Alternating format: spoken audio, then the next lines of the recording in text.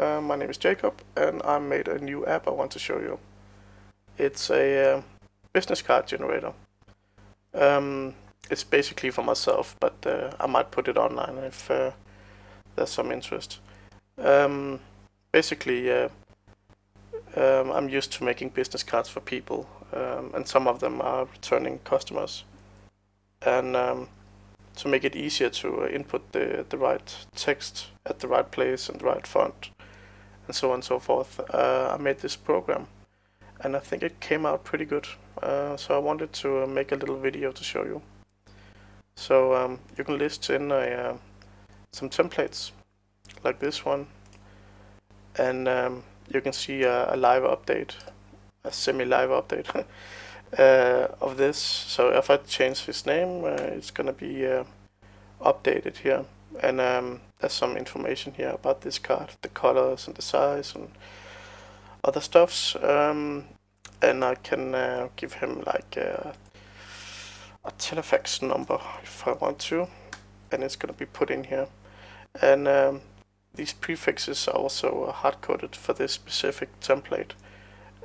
On some templates it looks different, and in this example it goes from the bottom and up, and if I remove it, you see it goes down again.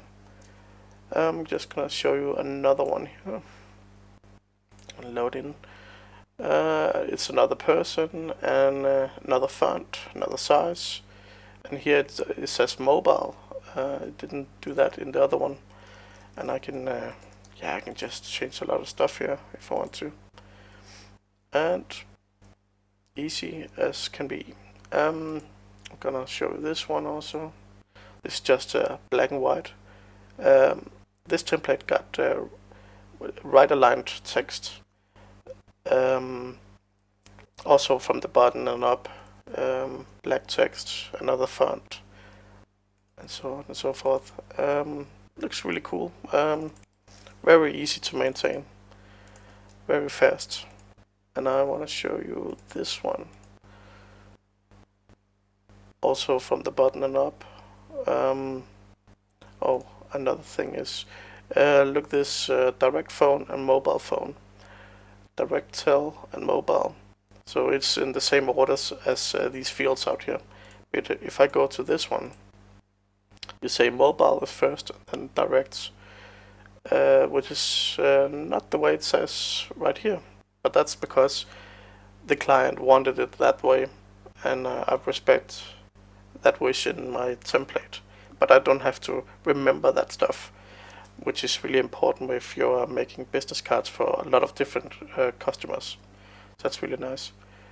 Let's take this one again and change the name to Harry Potter.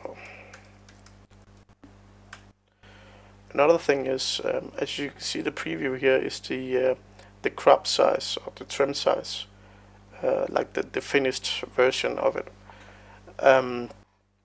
But when I press save the file, it's gonna generate 3 PDFs in print ready format. Just gonna do it right here, and it should open. Yep.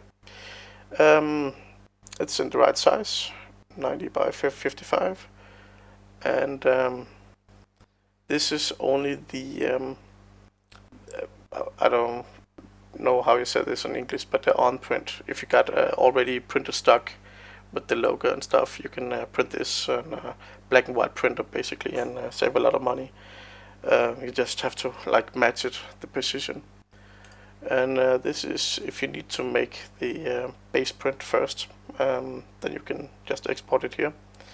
And this is the complete version, which is pretty cool. And this is 100% print ready. So if I go in and show you, there's actually crop marks here, and there's bleed going out.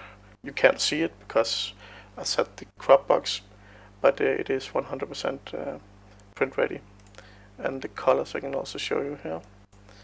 If I turn off the black, see everything disappears, so it is 100% correct. This is the CMYK version of this particular one, and everything is just working perfectly. So yeah, I can check out this one maybe. This is a Pantone one, and we can see the 3 different files here. Check out the colors. This is a Pantone color. Yep, and a black color. Yep. And also the size here, you can see there's actually bleed and a crop marks. So everything works perfectly. So if you liked what you've seen, leave a comment below. Any suggestions and stuff like that would be nice to hear. Yep, that's it. Have a good day, guys.